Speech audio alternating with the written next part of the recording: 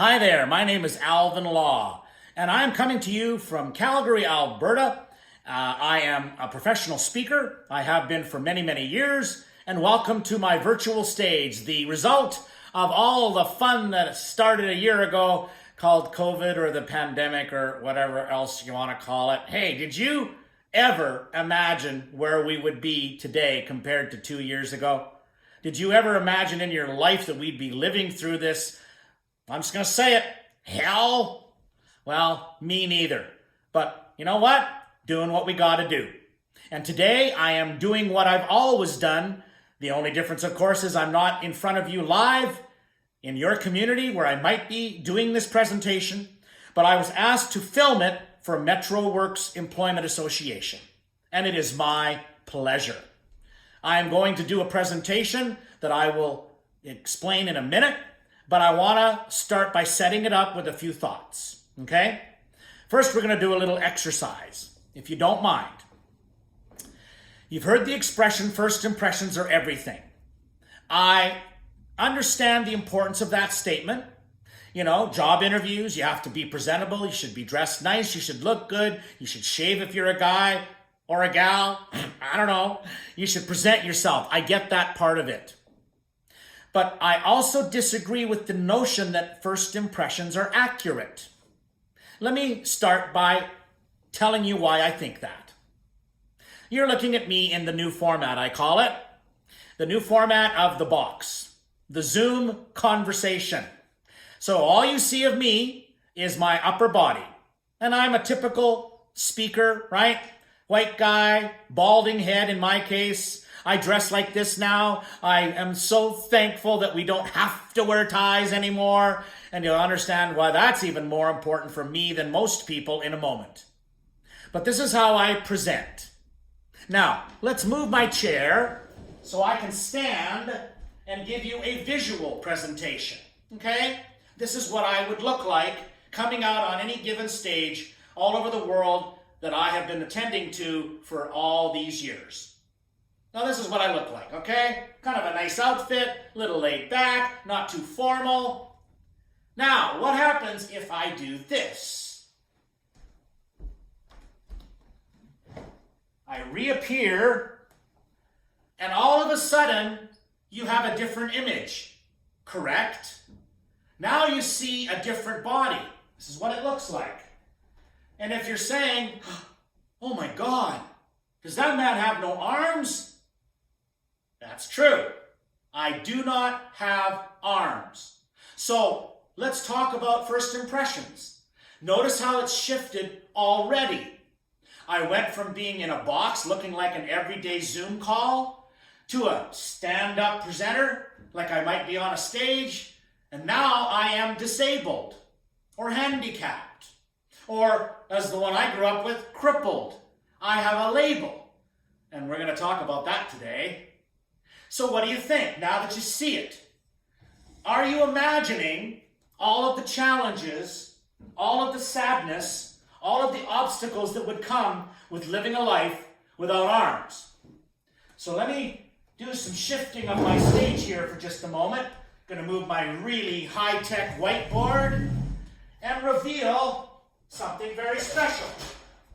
This is my drum. It is a part of my drum set that sits downstairs in my basement that I have been playing since I was 12 years old.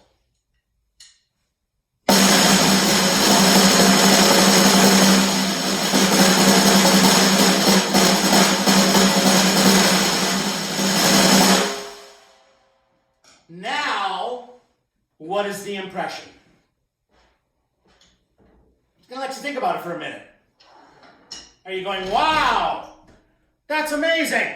Or, that's incredible? Or, how do I do that? All excellent responses. Why did I do it? To impress you, but not because of my ego. I want to use the next 40 minutes to explain how I've learned to use my feet, how I've learned to be successful, but more than anything, how that applies to your new existence. I will explain to you that I've done 2 videos for MetroWorks.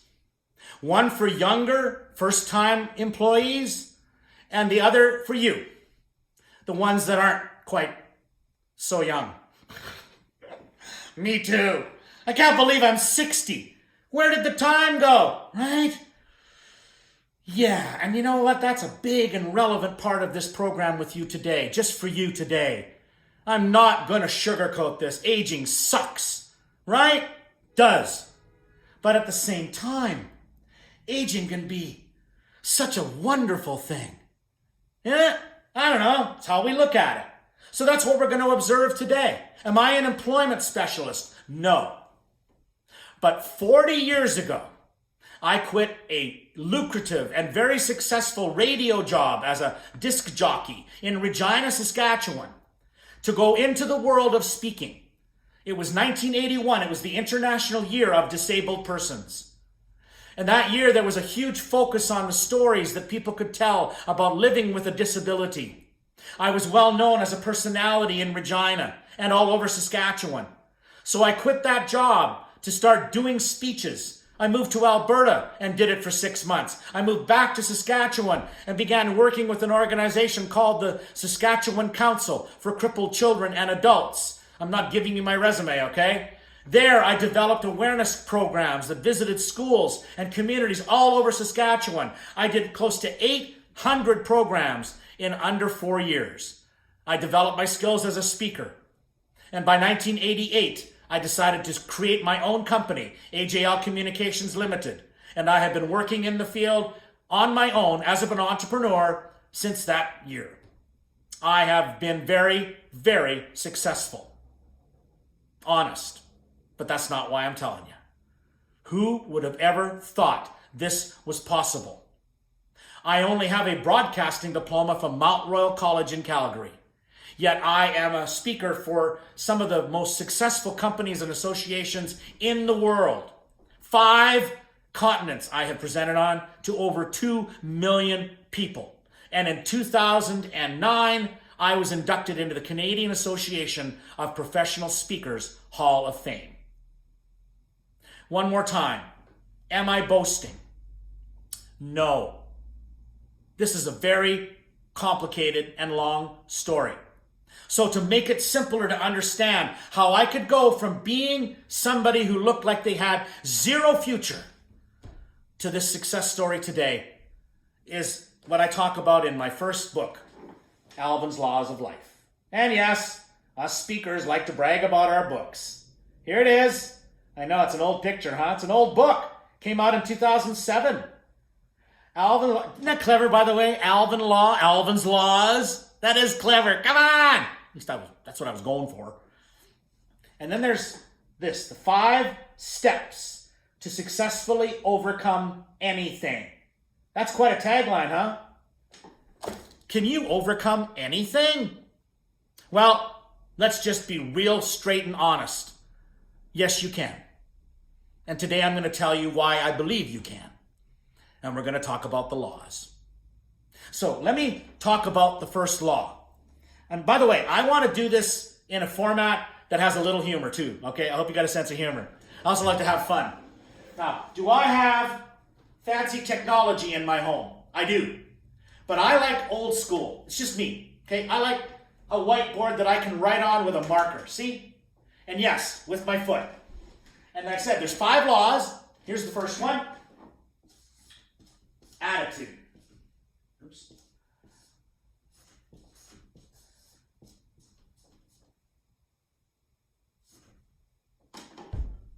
You know, that's a good one, isn't it? Attitude. Oh, by the way, right now, are you going, how don't you learn to print with your foot? Good question. We'll talk about that. Want to try it? Want a little exercise? Not right now. We can't do the interactive stuff right now. And by the way, there's no Q&A because it's video. But how did I, see, try this. When you're done the video, try this. Grab a marker or a crayon or a pencil, put something on the floor, a piece of paper, and then see if you can print your name. See if you can print attitude. Try it. And if right now you're thinking, I can't do that. Wrong attitude. Look, I wrote my book, but I also wrote kind of like a mission statement. Okay? Like companies have, associations have. Little mission statement, a value statement. See them? Alvin's Laws of Life. There's 5 of them.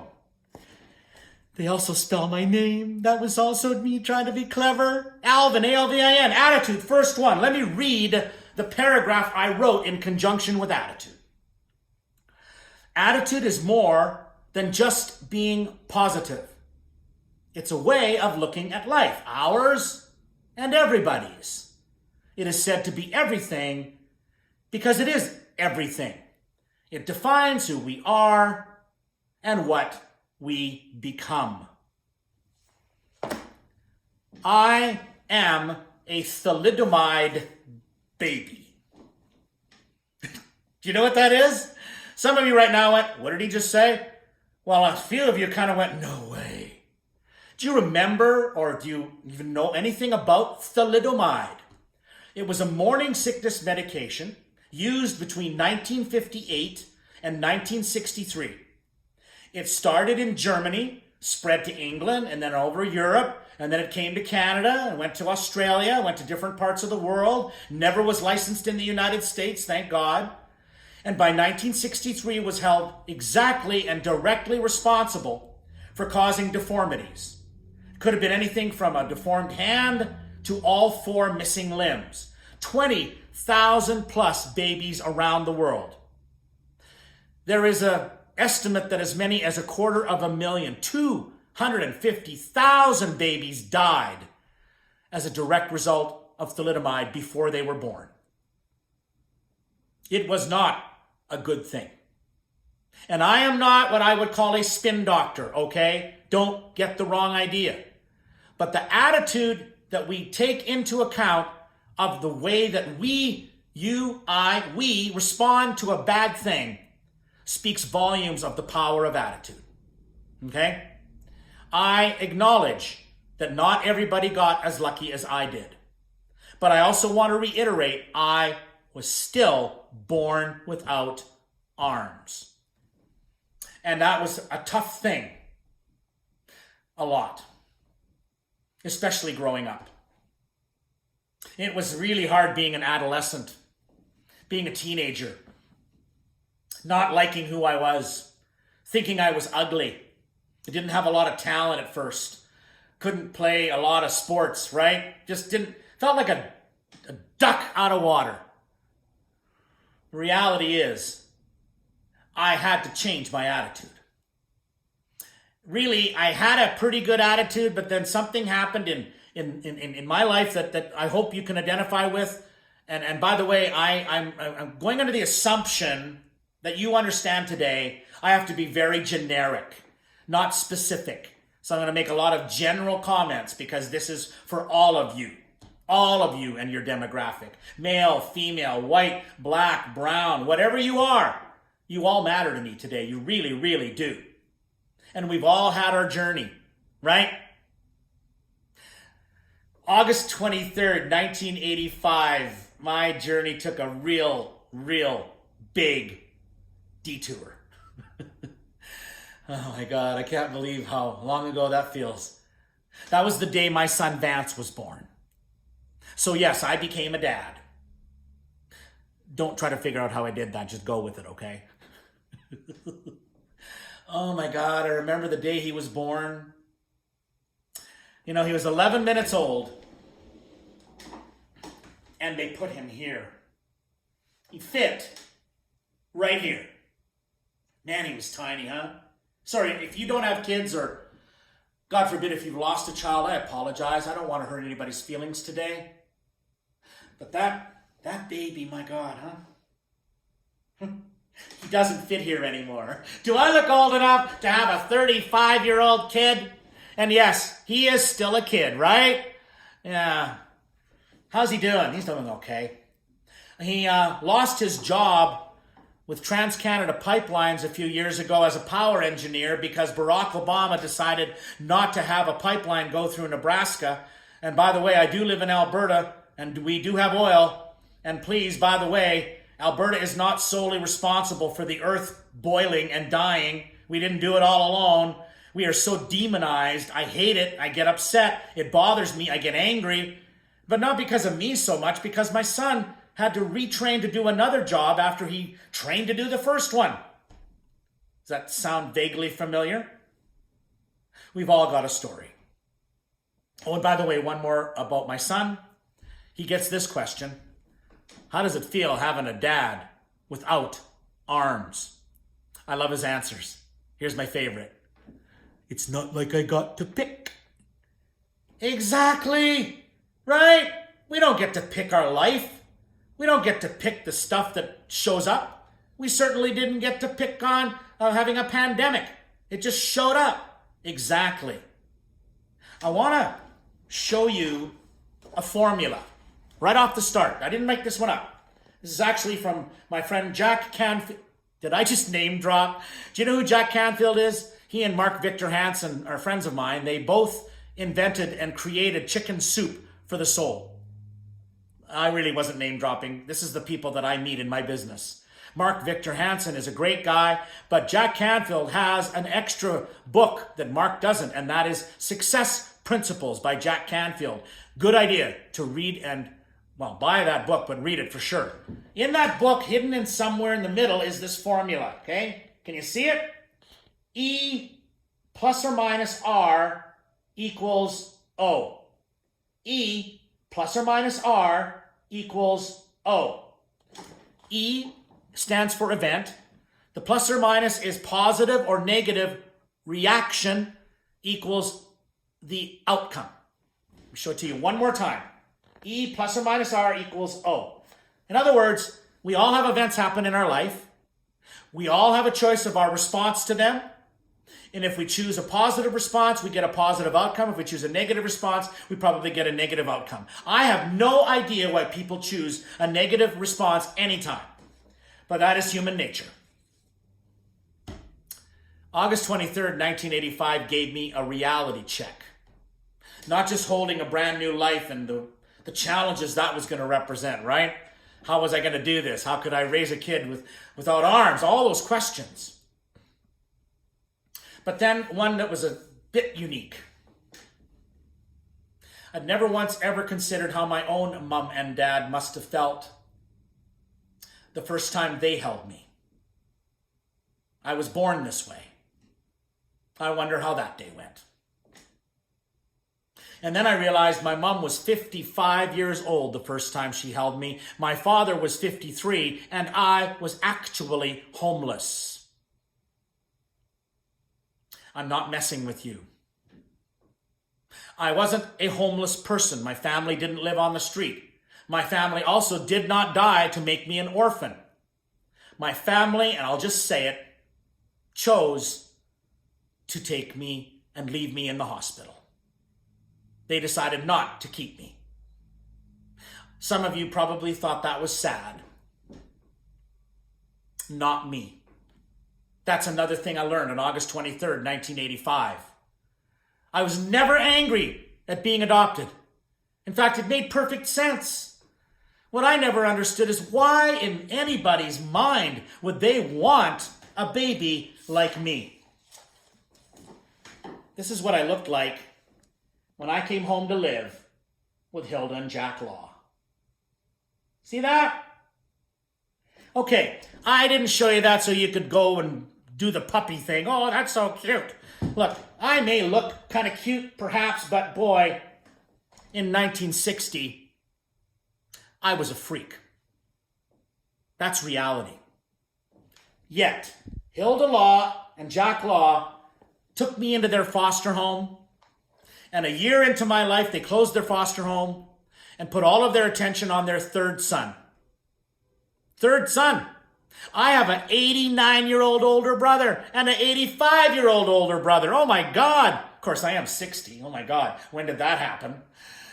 Mom and Dad were remarkable and their attitude was stunning, but you gotta understand, Mom and Dad didn't go to Tony Robbins seminars or read self-help books or watch videos like this. They'd never had a clue what they were doing. So they had to do what you are also having to do in your life now too. They had to learn. My L is for learn. Now that kind of talks a little bit about School, books, tests, courses, sure. But learning is so much more than that. Here's what I wrote for learn. Learning is the greatest gift we give ourselves. It can transform us from nobody to somebody. And it is the great equalizer. To not learn as much as we can is to disrespect the gift of life. In learning, we must also ask questions. That's good, because people need to listen more and talk less. There's knowledge all around us. We just have to listen for the answer. To listen is to learn, and to learn is to grow. Are you feeling better at all about your journey of growth? Because sometimes it's really, really hard. Sometimes we have to learn when we didn't ask to. COVID? No kidding. Imagine if you have no idea what to do. My mom didn't either. Remember, this was 1960. It's not like she could Google, no arms, Siri, what do we do? No, she had to go with it. One of her favorite stories, okay? I couldn't hold my baby bottle. Oh, and by the way, while I'm on the topic of Alberta oil, my wife and I are completely green. We really are. We recycle, we compost, we reuse bottles. I'm telling you, get me mad again. Why did we get sucked into buying water bottles? The stuff that's in your tap, and we put it in a bottle and buy it. How stupid is that? Sorry, I get on these rants, I apologize. Look, how hard is this? A reusable bottle. Come on. I wish I would have had this when I was a baby. This is a baby bottle story. I couldn't hold a baby bottle, and Mom was kind of trying to figure this out, but she had no clue what to do, so she just tried stuff. She put my baby bottle on a pillow in my crib one day and laid me on my side next to it and plugged it in my mouth thinking that that would work. But it didn't work because all I did was roll over, because I'm really, really good at rolling over. You know that game kids play? Rolling down hills. I always won that game. The other good news was Mom's life experience, going through the Depression, my dad going to World War II, all those things were terrible. But they learned from them. Most important, they learned to never quit. So Mom just put the bottle back on the pillow, and I rolled over, and the bottle back on the pillow, and I rolled over, and the bottle back on the pillow, and I rolled over. And on a Friday morning, my mom came into the room, and I was sitting up in the corner with the bottle between my feet, sucking away, having a great time. So she takes me out of my crib. She puts me on the floor. She sticks a bunch of toys in front of me, and she waits to see what I do. I grab the toy with my toes. Is this the toy? No. This is a portable hairbrush. I don't need a hairbrush, right? The point is, I started playing with it like it was my hands. And that's when it began. My mom started to focus on what was good, not what was bad. You absolutely need to do the same thing. Let's acknowledge something terrible happened that made you have to take a different route in your life. But you can do this. My mom turned my feet into my hands. Isn't that amazing? And my so-called handicap disappeared. But that doesn't mean that I would be left without challenges. You know, the biggest challenge I had was not the physical nature of having no arms. It was a world that wasn't ready for me. You know, we hear in employment about accommodating people with special needs. Oh, you know what? That just sounds so formal. Why don't we just call it people and trying to figure out a way to get them a job? Or you. We're getting better, but we still have a long way to go, right? Tell me about it. 1966, there was a school right across the street from our house in Yorkton. Let me find the picture. By the way, I hope you don't mind this kind of low-tech stuff I'm doing with you today, because it's just fun, and I'm finding the pages of my book. You like my shiny head? Here is the picture that I love showing people, okay? There's Mom and Dad and me. Okay, can you see it? Mom and Dad and me, Jack and Hilda, Law and Alvin, and there's the school across the street, St. Alphonsus Elementary School. I couldn't believe how lucky I was to have a school across the street. So on sign-up day, the fall of 1966, we go across the street to sign up for my education, right? Go to the library first. That's where all the stuff was, the good stuff, right? The squares and the dainties and the cookies and coffee and tea and hot chocolate and donuts. I had a donut. I don't know why I remember that. Oh, by the way, I also eat with my feet. I wash them first, and I wash them all the time through COVID. We went to the principal's office to have a little meeting. It was so exciting. Dad's there, Mom's there, I'm in the middle. And the principal looks at us and says, "I'm sorry, folks, but he cannot come here." And my dad goes, "We live across the street." "Mr. Law, we know where you live. You're not strangers in this town. But he can't come to this school." Mom goes, "Where's he supposed to go? He needs to go to school." "Well, Mrs. Law, there's a special school across town for kids like him." Mom went, "Kids like who?" Principal looks at me and looks at my mom and points at me again and he says, "Crippled kids like him." Mom goes, "He's not crippled." The principal looked at my mom like there was something wrong with her too. "Mrs. Law, he's got no arms. What do you call that?" Mom went, "Alvin." Good story, huh? Obviously I got an education, but don't get ahead of me. The principal didn't laugh. He simply looked at my mom and dad and said, I'll never forget this.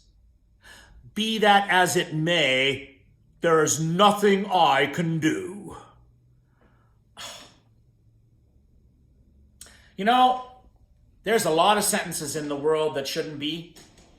That's one of them. There is always something we can do, right? That's weird. I mean, to me, it's so weird. My mom was a foster mom, but my dad was an 18-hour-a-day worker because he was the boss. He was a service manager for a big international harvester truck and tractor dealership in Yorkton. He dealt with farmers. His responsibility was to fix things, not say there's nothing we can do. Do you understand? It was a mindset. So my dad got upset. But my mom got really upset. She started to cry. My dad saw my mom cry. And then he looked at the man that made mom cry. By the way, did I mention my dad was like 6'3" and an ex-professional heavyweight boxer? I forgot to tell you that. He was mad at this guy. And he sees my mom and he goes, "Hilda, why don't you take a break here, dear? Why don't you take the boy, go back to the library, get yourself another coffee, take the kid, get him another donut. The principal and I are going to have a little chat now." 20 minutes later, Dad comes up, big smile. "Hey, kid, you're going to school here tomorrow." I thought my dad beat up the principal. He could have, but he didn't. I can only imagine the anger, the frustration, the anxiety, the tension, the depression that you've gone through in your life. You're probably watching this video for that very reason. Relaunching, or whatever you want to call it. I don't even want to picture how that feels. But I want you to picture how my life is an example of a way through, of a way on, and of a solution. My dad and the principal simply had a chat. My dad basically said, "I get it. I didn't want that kid either. That was his mother's idea. She's a foster mom. She brought him home, but sir, he kind of grows on you. You got to give it a little time." See, what you are actually doing right now, and I don't want to be presumptuous, please. This is a generic presentation. You are adding value to your life. Did you watch the movie Hidden Figures about the black women in the United States in the space program? They were working to get man on the moon and man into orbit, and those genius women, black women. It's an incredible movie. One of my favorite parts of that movie is where it suggests when the IBM machine comes in and these ladies are all the human computers, that the one in charge, I can't remember her name, but she says, "You need to make yourself relevant." Exactly. This is not Alvin talking about Alvin. This is about Alvin talking about life. You need to find value in your life, where maybe sometimes we have another V. Value your life and spirit. Too many people live another V, and that of victim. It's true. Bad things happen to good people, and there are victims. The trouble is there's no answer to the question, why or why me? Even worse, victims often get stuck in their past when what they need to do is to live for today and move towards the future. When you focus on moving forward, you never know what you'll discover. Everyone has value. Finding it, that's the trick. Can you relate to this at all, folks? Do you understand what I'm saying for you? This isn't to brag. This is about showing examples. Let me show you a really good example.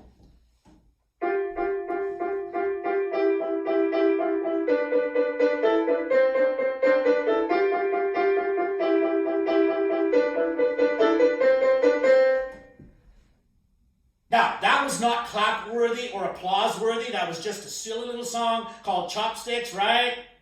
But it sets up, I believe, a very powerful example of value. Sometimes we learn our value by learning how we're not valuable. Genius, right? Doesn't feel good. Lose a job, be cut, be unemployed. Pfft, totally get that. You know, it's really funny. I don't know why I just giggled. When COVID hit and the stages closed, I lost 74 speaking engagements in 48 hours. 74! By the way, that would be 74 paychecks gone. And I can't find a new job because this is what I do. We've all had to struggle through this. But the piano to me is like a metaphor, all right? It reminds me of how I was floating along in school and getting older and growing up a little bit and realizing that I was fitting less and less and less, right? Hey, everyone fits in kindergarten or grade 1 or grade 2, right? Can you color? Not really, but who cares? And then you start to kind of split, right? Even more so today than in those days. Split by interests, by activities, right? Some kids become dancers. Others become musicians. Some become athletes. I wanted to be an athlete, Lord knows, but I couldn't play sports. We tried. You know, I know what you're thinking. Soccer. I know. I had the benefit. Never got the penalty for touching the ball with my hands. Yay. But we didn't play soccer in Yorkton. Everybody played hockey. So I wanted to play hockey, and I didn't have skates. We were poor. So Dad surprises me one day in the middle of winter. I'm like 9. He brings home a pair of used skates that a buddy at work had, fit me on my feet, put them in the garage, sharpened them on a grinding stone. I don't think that's how you're supposed to sharpen ice skates. Took me to the school across the street, remember? The rink outside behind the school. Dad was British. He was an immigrant. He didn't skate. That's what he blamed it on anyway. He put me on the surface of the ice, and all 6 feet 3 inches tall, 235 pounds of him, pushed. And man, did I fly. I was flying across the ice. I was moving. I was, as they say, living in the moment. And then I noticed, oh no, those are boards, aren't they? The boards were coming. I didn't know what to do. I never skated. This is my first time. I didn't know how to stop. But I'd seen those folks on Hockey Night in Canada. When they want to stop, they kind of go like that, right? Just angle the skates and stop. It worked. Boy, did I ever. Those skates stopped on a dime. But I didn't. Honest. Can you picture me? I sprung into the air. I flew, I don't know how far, and then I landed on my face. Ah, that hurt. I'm laying there. That was... Okay, pretend you're my dad. What do you think he did? Huh? What did my dad do? Did he rush out into the ice? Did he scoop me in his arms? Did he dry my tears and take me to Dairy Queen? No, my dad's leaning on the boards going, "What the hell are you doing?" I'm like, "Bleeding." Dad says, "Well, get up. You have to clean that up. You made such a mess. Get off your butt." That was my dad. Do you know anyone like that? See, a lot of people, when they hear my story, they get all impressed and inspired by these wonderful people. Oh, yes, they were wonderful people, but they were tough. They had the original tough love, right? I had to make my bed every morning before school. I had to pick up my toys every night before bed. I had to vacuum the carpet with my foot. I had to mow the lawn with my chest. I had to take out the trash in my teeth. I had to shovel snow with a big scoop. I remember the first time my mom said, "Go do the dishes."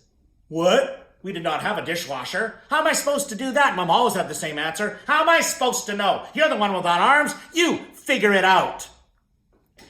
Hey, that was my home. Look, I don't want to make too complete a statement about this. I love our youth, but we somewhere along the way, I believe we made a critical error when we stopped making them accountable and doing things for themselves in favor of home harmony, I call it. Right? "Oh, just let me do that for you. Oh, just let me take care of that for you. Oh, I don't need you to have a job. Just be a kid." Look, I'm not telling you how to live your life or run your family. But all I know is my parents made me strong and find value by realizing there were certain things I could do and there were a lot of things I couldn't do, and understanding the difference between the two. The piano represented for me the opening and opportunity to be able to discover something I could do. But we didn't have a piano. It happened at a friend's house. Mom and Dad loved to play cards. So we went to this friend's house, and I was sent to the basement to go do something. And they had a piano, a big antique upright piano, and I played around and played that song, and Mom actually heard me, and she came racing down to the basement. "Was that you?" And I gave the standard 10-year-old answer. "Do you see anybody else down here?" And then she made me play it again. And then she took me on the Yorkton, Saskatchewan elderly women's tea party circuit. It was the best gig ever. Hey, MetroWorks, thanks for doing this, but boy, those women, best audience. Oh, these were grandma. Remember, my mom was 65 years old then. And these were her friends. They were grandmas. They heard me play in their homes. There would be groups of them, little tea parties. They would cry. They'd give me milk and cookies. They'd shower me with hugs and kisses. You know, the lipstick stain on your forehead for like a week. I still wake up in the middle of the night in a cold sweat and the smell of Chanel No. 5 in my head. Remember that stuff? Ugh. Yet, the gift they gave me, which could be described as patronizing, was exactly that, a gift. Do you give people the gift of you, or do you give them the curse? I played the piano for a lady one day. She just didn't seem a happy human being. We went into the kitchen afterwards for my milk and cookies, which I did not get. She simply said, "Show me your foot." I love my feet, by the way. These really are my hands. She said, I thought so. What? Look how short your toes are, Alvin. You'll never play the piano. Well, how do you know? Oh, I'm a piano teacher, and your mother asked me to give you lessons. And I really would love to, Alvin, but it would be a waste of your money and my time, because you will simply never play music. Remember the drum? Don't get ahead of me, please. The point is, we give out energy. That lady I will always remember, and I will always dislike her. What memory do you give people of you? It is a choice, okay? I know. Some of you say, I don't have this kind of personality. I'm not asking you to be Alvin. I'm asking you to understand and accept that we give out energy. Did you ever get around someone you're around them for 30 seconds, it was 25 seconds too long? Because all they do is, pardon my grammar, bitch and complain. I can't do it. I have every right to, yeah? But that's because I am able to see a different thing. By using my next law, not only as a child and even an infant, to learn to do things through my next one. Imagination. That's a good one, isn't it? I love that one. Let me read you what I wrote about imagination. Imagination is the key that unlocks the power of potential. It's not owned by the young, although they are best at using it. It defines the difference between obstacles and possibilities. Imagination leads to dreams, and dreams make life worth living. Dreams can come true. This, I know.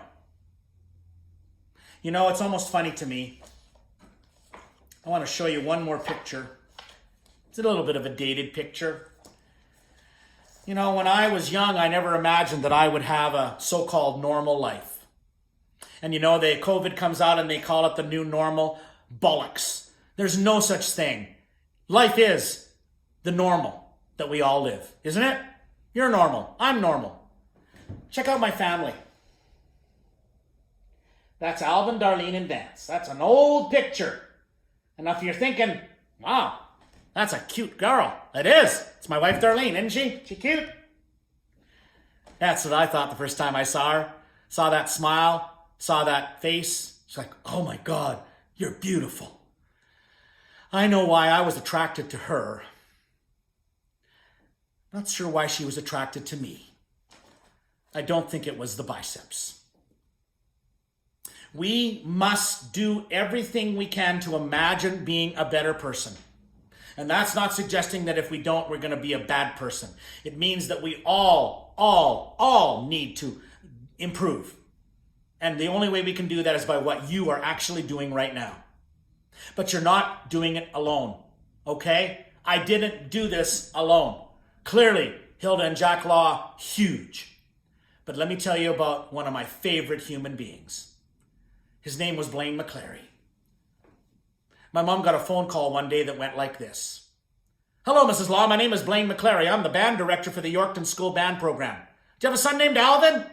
Yes, we do. Does Alvin have a talent for music that you're aware of? Oh, he loves music. We're not sure if he's talented or not. Sorry, why are you calling? Well, Mrs. Law, all 11-year-olds in Yorkton have to take a music aptitude test, and your son got 96%. Really, that's a good mark. It is, Mrs. Law. We would love Alvin to join the school band. Now, are you picturing this phone call, please? Not a video call, a phone call. And Mom goes, really? That sounds incredible. Oh man, I can't wait to tell him the good news. He's at school right now. No, I know, Mrs. Law, that's why I'm calling you at home. I need your permission. Okay, you have it. Did you have an instrument in mind? You know what, Mrs. Law, we normally don't do this, but why don't you bring your son up to the high school and he can just pick any instrument he wants? So you're probably thinking, right? You picked the drums. No, don't get ahead of me, please. Mom says, any instrument? Yes. Okay, I got another question. Kind of an important one. Have you met him? No, Mrs. Law, I'm just kind of going through a list. I'm in the main office. Well, Mr. McClary, I think you need to know something. Alvin sort of has no arms. She said that. And the phone went dead. It's like, Mr. McClary, are you still there? Wait a minute. You said your son has no arms? Yes. You know what he said? You're kidding. No, I'm not kidding. He was born that way. Oh, Mrs. Law, I don't know what to say. I obviously made a mistake. There's no way we can have him in the band. I apologize. No disrespect, but have a nice day. Do you know how that feels, right? Get a chance and then somebody says, no, you don't qualify. No, you don't get the job. No, you don't get this. No, you don't get that. And then at some point you say, what is the point? I agree. That is why we need to do the last law. And this could possibly be the most powerful and important one there is. And it's also the most predictable one that I could write. Okay? Never give up. These are the laws of life.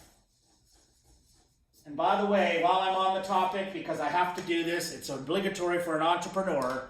The only way you can get these laws in my book is by going to alvinlaw.com and buying the book from my website. You can have it in hard copy, it's actually soft cover, e-copy, or audio. Alvin's Laws of Life. The last one is never give up. Let me read it, and then let me wrap this up. You know, it's really funny. When I wrote these laws, it was like writing a mission statement for my life, huh? Never give up.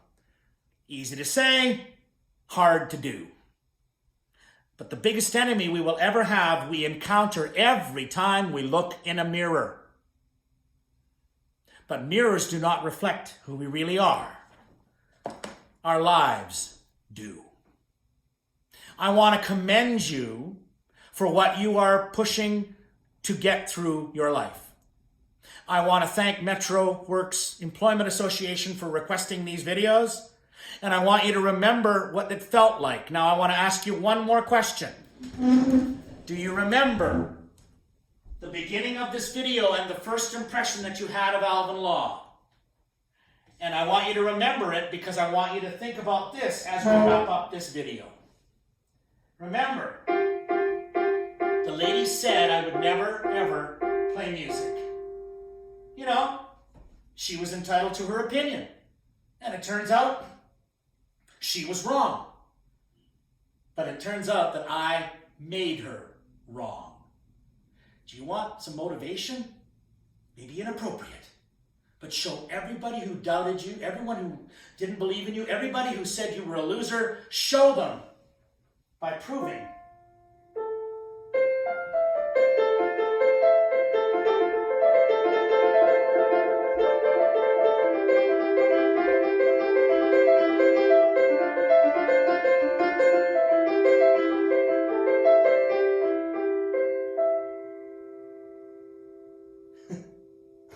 So, I'm actually not very good at the piano. I actually kind of, more than anything, just improvise. But that's a bit of a song I wrote way back when I was 18 years old and fresh, minted new college student at Mount Royal College in Calgary. Now it's called MRU, as a broadcasting student. And I found a piano and I wrote that song and I gave it a name. And you know what it's called? It's called The Ode to the Old Bag Who Said My Toes Were Too Short. Hey folks, all I want to wish you is the best. I want to suggest to you that if you follow these laws, and if you watch this video, and if you talk with your colleagues and your family and your friends, you can gain so much momentum to make your dreams come true, to make your life valuable. But more than anything, remember, we only get one. What we do with it is everything. This is my namaste. Hands held together as a sign of respect. Stay well, and thank you for watching.